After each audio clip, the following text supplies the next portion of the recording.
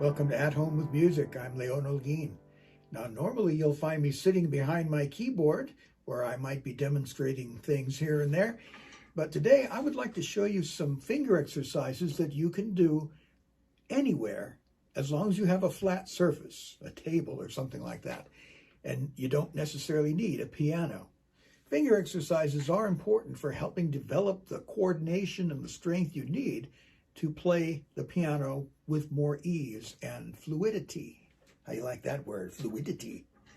But anyway, I want to show you some different exercises that you can do without a piano. So I'm going to switch positions here. I'm going to put the camera over here, and all you're going to be able to see are my hands. You don't need to see my face when I'm demonstrating things that you do with your hands. All right, you can see my hands here, and I'm going to show you these finger exercises that you can do just sitting at a table. The first one I'm going to show you is, and I'm just going to show you with my right hand right now. I'm just going to put my right hand there. And here's how this particular exercise works. You put your hand palm down on the table flat. Now, this might seem a little weird because normally you think, well, when I'm playing the piano, my hand's going to be like this. Well, this exercise, you put your palm flat. And then what you're going to do is gently lift each finger, very gently. Don't strain, don't overdo it. And then you hold it for 5 seconds. 1, 2, 3, 4, 5, and then put it back down.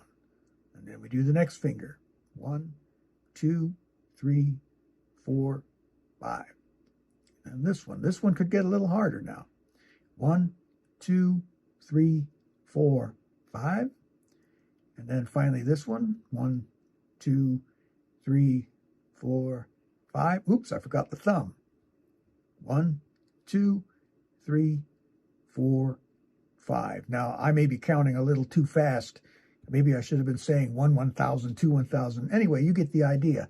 And then you lift all 5 fingers while still keeping that palm down. And be careful not to strain. If your hand starts to do this, you're doing it too hard. Just very gently, you lift all, and you can feel the tension here in your arm as you're lifting all 5 fingers. So that's the first exercise.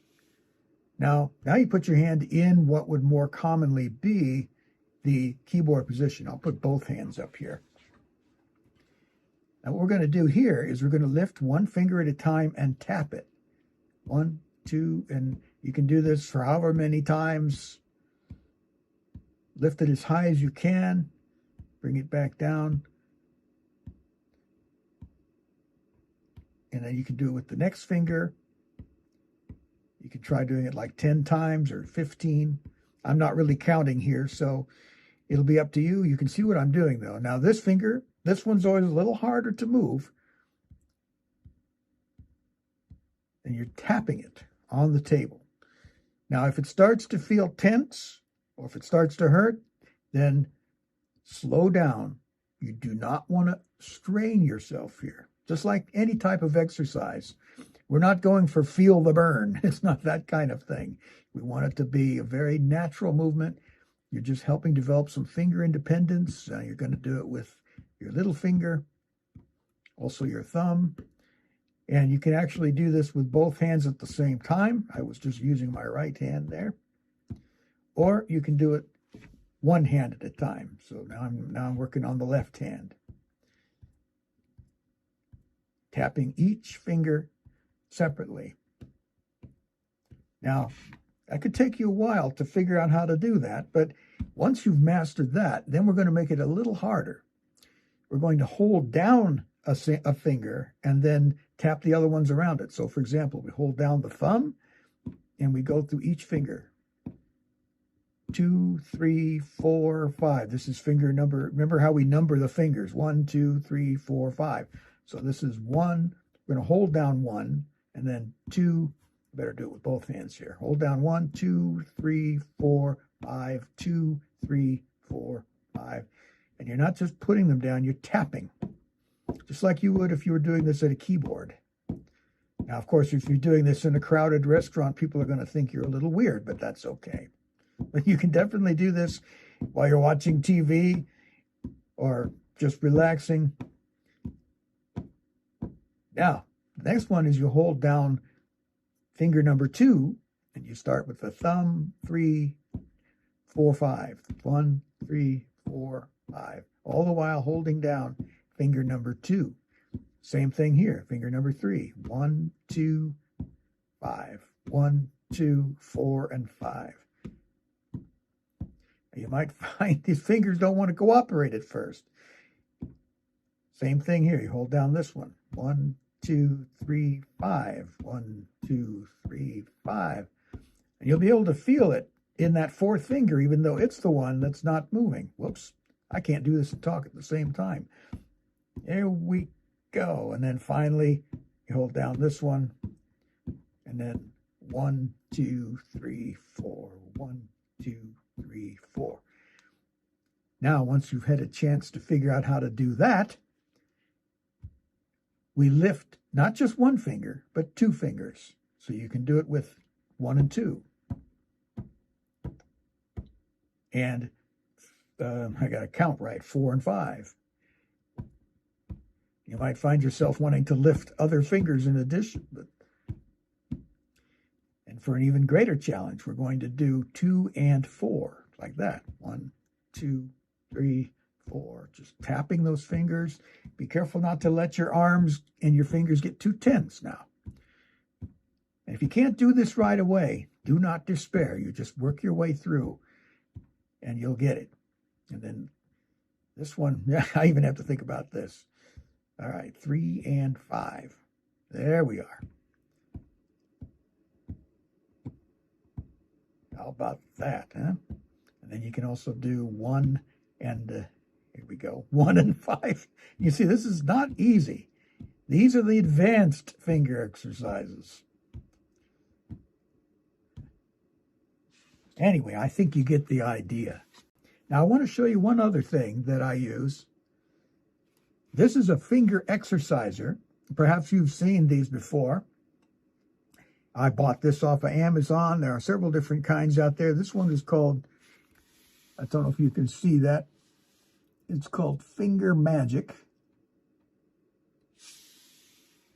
This one, you have the ability to loosen, as you press it down. I've got it on the highest setting because, of course, that's what I use.